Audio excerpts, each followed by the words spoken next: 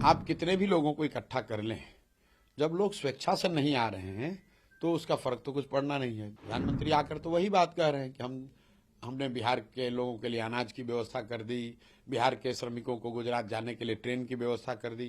तो ये बातें तो लोग 10-15 साल से सुनकर पक गए हैं।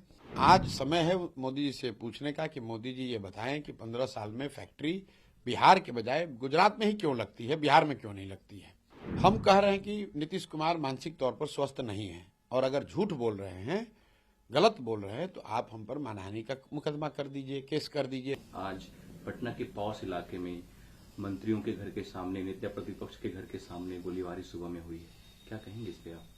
नहीं, देखिए, प्रधानमंत्री आ रहे हैं, तीसरी बार आ रहे हैं पिछले 2 महीनों में, और जैसा कि हम लोगों ने पहले भी कहा था, ये तो एक सेट पैटर्न है एनडीए भाजपा की सरकार का। जहां पर भी चुनाव होता है वहां प्रधानमंत्री सरकारी दौरे के तौर पर वहां आते हैं और पॉलिटिकल प्रचार करते हैं। बिहार में भी वो हो रहा है। हम लोगों ने मधुबनी में देखा, पूरे बिहार से पंचायती राज से चुने हुए लोगों को सरकारी खर्चे पर मधुबनी में जुटाया गया। उसके बाद अभी विक्रमगंज पीरो के एरिया में उन्होंने एक बैठक करी, और अभी भी जो बैठक हो रही है जसौली सिवान में, वहां पर भी यही हम लोग सुन रहे हैं कि पूरे इलाके के सारे स्कूलों को, सारे आंगनवाड़ी सेंटर्स को, सबका गाड़ी बस सबको व्यवस्था देकर सरकारी तौर पर इकट्ठा किया जा रहा है। लेकिन मैं वही उसी पर आ रहा हूं कि आप कितने भी लोगों को इकट्ठा कर लें, जब लोग स्वेच्छा से नहीं आ रहे हैं तो उसका फर्क तो कुछ पड़ना नहीं है। दूसरी बात जो बिहार के लोगों के समझने के लिए है कि प्रधानमंत्री यहां आ रहे हैं, और ये जो खर्च हो रहा है, ये खर्च किसका हो रहा है? ये बिहार सरकार का हो रहा है, बिहार की जनता का हो रहा है। तो आप कुछ दीजिए या न दीजिए बिहार को, कम से कम बिहार के लोगों के पैसे से अपना पॉलिटिकल रैली क्यों कर रहे हैं? रह गई बात कि प्रधानमंत्री इन रैलियों में आकर क्या कह रहे हैं। प्रधानमंत्री आकर तो वही बात कह रहे हैं कि हमने बिहार के लोगों के लिए अनाज की व्यवस्था कर दी, बिहार के श्रमिकों को गुजरात जाने के लिए ट्रेन की व्यवस्था कर दी। तो ये बातें तो लोग 10-15 साल से सुनकर पक गए हैं। लोग तो ये जानना चाहते हैं कि प्रधानमंत्री बोलें कि बिहार में पलायन कब रुकेगा। 15 साल से वो प्रधानमंत्री हैं। 15 साल से मोदी जी के कहने पर, मोदी जी के चेहरे पर लाखों लोग बिहार में भाजपा को वोट देते हैं। आज समय है मोदी जी से पूछने का कि मोदी जी ये बताएं कि 15 साल में फैक्ट्री बिहार के बजाय गुजरात में ही क्यों लगती है, बिहार में क्यों नहीं लगती है। ऐसा कैसे है कि बिहार के बच्चे ही मजदूरी करने गुजरात में जाते हैं? कुछ लोग कहेंगे भाई यहाँ तो राज्य सरकार का ये मामला है। तो भाई राज्य में भी मोदी जी का ही सरकार है, राज्य में भी नीतीश भाजपा की सरकार है। तो मोदी जी और उसी राज्य सरकार के प्रचार के लिए मोदी जी आ रहे हैं। तो भाजपा समर्थक ये नहीं कह सकते हैं कि अरे भाई मोदी जी तो बहुत काम कर रहे हैं, बिहार सरकार काम नहीं कर रही है। तो बिहार सरकार भी तो मोदी जी की ही सरकार है। गोलीबारी जो हुई है पटना में अशोक चौधरी के घर के बाहर, और तमाम जो मंत्री हैं उनके घर के बाहर। देखिए, गोलीबारी होना अशोक चौधरी किसी मंत्री के घर के सामने हो या गांव में हो, बिहार में कानून व्यवस्था की स्थिति हो या तमाम जो प्रशासनिक एडमिनिस्ट्रेटिव इश्यूज जो हैं वो दिनों दिन खराब होते जा रहे हैं। इसलिए हो रहे हैं कि आप इसके जड़ को समझिए। जब राज्य का मुखिया नीतीश कुमार शारीरिक मानसिक तौर पर स्वस्थ नहीं है, मानसिक तौर पर स्वस्थ नहीं है, एक तरह से अचेता अवस्था में है, उनको समझ में ही नहीं आ रहा है कि क्या हो रहा है, उनके अगल बगल क्या घटनाएं घट रही हैं, तो निश्चित तौर पर ये चीजें होते हुए दिखेंगे ही। कानून व्यवस्था को लेकर रोज कोई ना कोई घटना हो रही है, भयानक घटना, विभत्स रेप की घटना हुई मुजफ्फरपुर के एक पासवान बच्ची के साथ। उसके बाद नानपुरा में, सीतामढ़ी में एक मुस्लिम परिवार के एक बच्ची के साथ हुआ। क्या उस पर नीतीश कुमार का कोई बयान आया? क्या उन्होंने उस क्षेत्रों का दौरा किया? क्या उन्होंने कोई आधिकारिक बैठक बुलाकर उसका रिव्यू किया? भाई उन्हें पता ही नहीं चल रहा है। अशोक चौधरी तो कहते हैं कि जो भी नीतीश कुमार को बीमार कह रहा है वो बिहार को अपमान कर रहा है। तो अशोक चौधरी डॉक्टर तो है नहीं, अशोक चौधरी डॉक्टर तो है नहीं।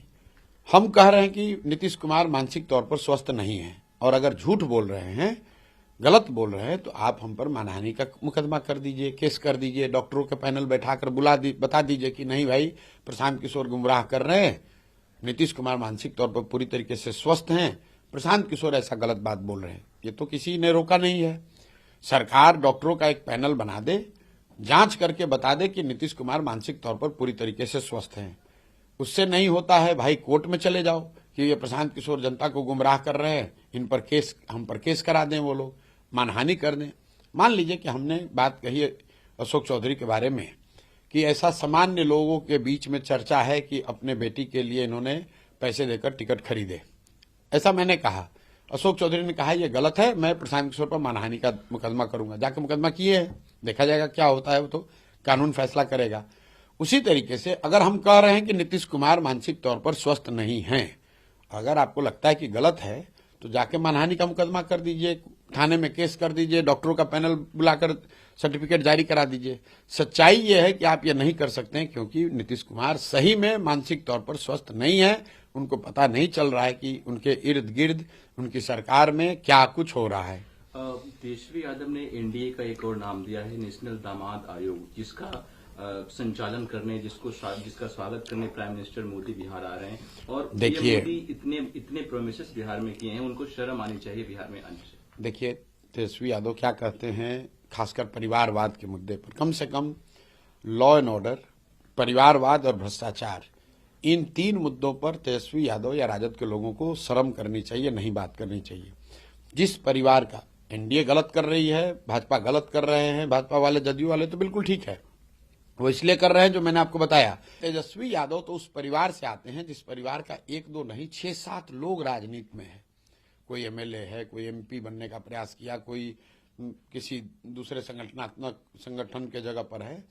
तो जो लोग परिवारवाद के पुरोधा हैं बिहार में, जो भ्रष्टाचार के सबसे बड़े जनक हैं, जो यहाँ अपराध तंत्र को बनाने चलाने वाले लोग हैं, वो लोग इन बातों पर टिप्पणी करती है तो बड़ी हंसी आती है। सर, ये बिहार की राजनीति में परिवारवाद इतना हावी क्यों है? और साथ में तेजस्वी यादव बीजेपी को कहते हैं, बीजेपी के लोग तेजस्वी यादव को कहते हैं, तो ये इसलिए है, ये लालू और तेजस्वी और भाजपा की बात नहीं है। बिहार, जब मैंने ये जन स्वराज अभियान शुरू किया तो मैंने एक यहाँ अध्ययन कराया जिसमें ये देखा कि कुल 1250 परिवार के लोग ही आज तक बिहार में पिछले 25-30 वर्षों में एमएलए एमपी बने हैं।